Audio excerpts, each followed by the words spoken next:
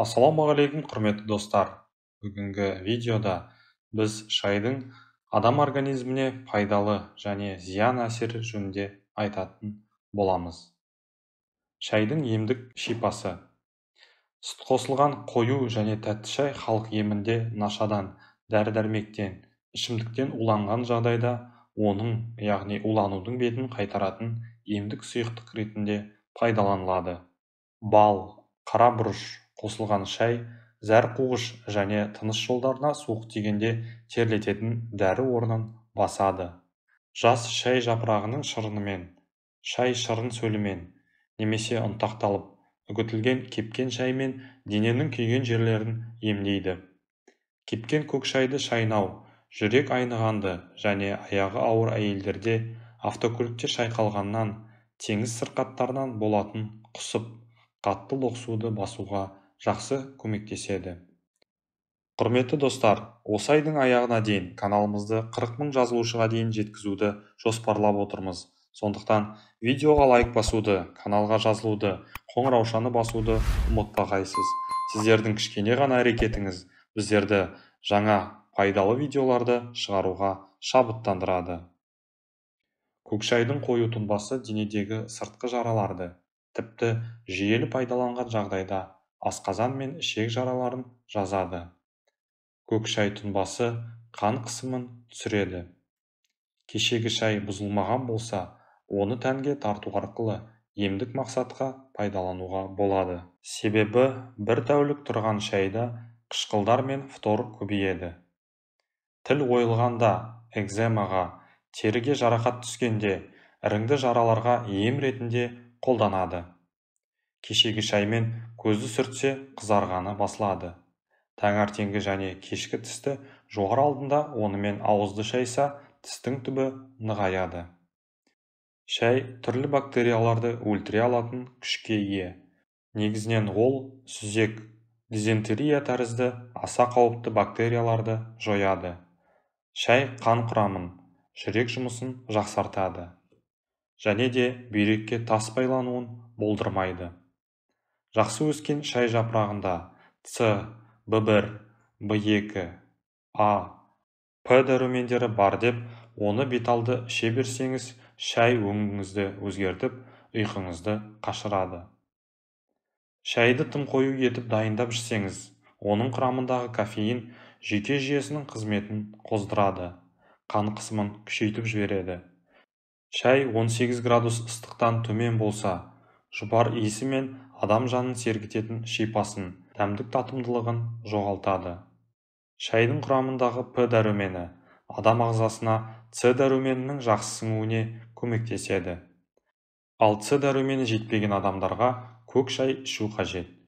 Көк шайды дұрыс пайдалана білген адам ерте қартаймайды.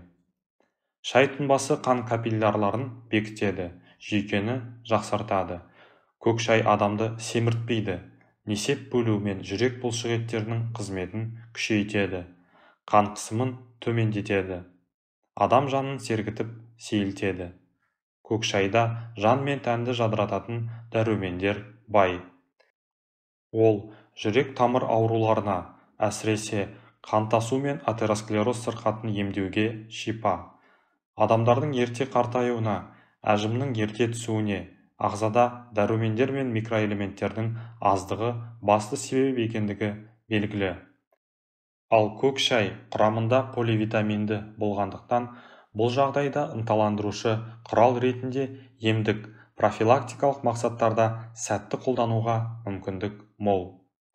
Тұнба құрамында алкалоидтер мен дәрумендер болғандықтан, оның алкогольге қарсы күші де бар.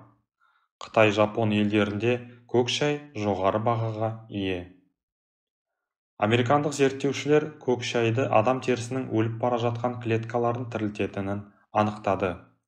Көк шайдың құрамына кіретін полифенол ДНК-ның өзгеруіне, рак ауруына ұшырайтын радикалдармен күресуге бейімді болып шықты.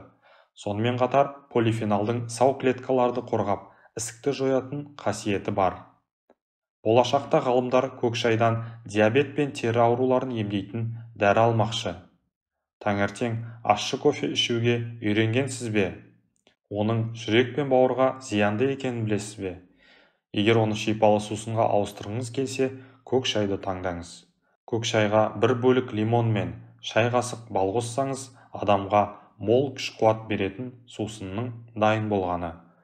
Көк шай жүйке жүйесін тынықтандырады, ал кейбіреулер оны салмақ тастау үшін де ішеді. Әр нәрсенің пайдасы мен зияны болатыны секілді, шайдың да зияны бар. Алайда шай белгілі бір уақыттарда ішуге болмайтын кездерінде зиянын тигізеді. Шайды келесі уақыттарда ішуге болмайды. Аш қарынға ішпеңіз. Ас қорыту жолындағы ішкі мүшелер шайдың кесірінен зақымдануы мүмкін. Шайды өте ыстық кезінде ішуге болмайды. Ыстық шай ауыз бен жұтқыншақты ас қорыту жолдарын күйдіреді. Бұл сусынды суып қалған күйінде де ішуге болмайды. Ондай шайдың кесірінен қақырық тұрып қалуы мүмкін. Шайды тым ащы қылып ішуге болмайды. Ол денсаулыққа зиян. Егер түн уақыты болса, ұйқыңыз келмей, басыңызды ауыртуы мүмкін. Дәрі-дәрмек қабылдаған кезде шайды ішуге болмайды. Себебі шай дәрінің күшін жояды. Және де шайды тамақтың алдында немесе тамақтан кейін ішуге болмайды. Тамақ пен шайдың арасы 20-30 минуттай болуы қажет. Шай тұрып қалса, оны да ішуге болмайды. Негізінде шай демдегеннен 20-30 минуттан кейін өзінің құрамындағы заттармен қышқылдану процесін бастайды. Хош иісті заттар мен пайдалы деген құрамдас бөліктері фенол, липоид, эфир майы жарамсыз болып қалады. Қайта-қайта демдеген шайдың да пайдасы жоқ. Керісінше зияны көп.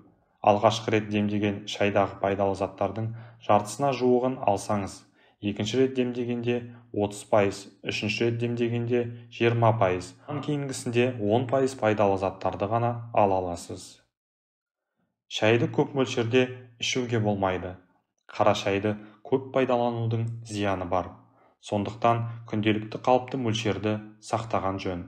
Қалыпты мөлшер ащы емес шайдың 4-5 шынаяғы болады. Достар, видеомыз ұнаған болса, видеоға лайк басуды, каналға жазылуды және қоңыраушаны басуды ұмытпағайсыз. Келесі кезекте қандай видео көргіңіз келетіні жөнінде комментарийге жаза кетсеңіздер болады. Және де осы видеоны достарыңызға, туыстарыңызға жіберіп, олардың да дені сау болуына өз септіктеріңізді тигізіңіз. Келесі видеоларда жүздескенше аман, сау болыңыздар.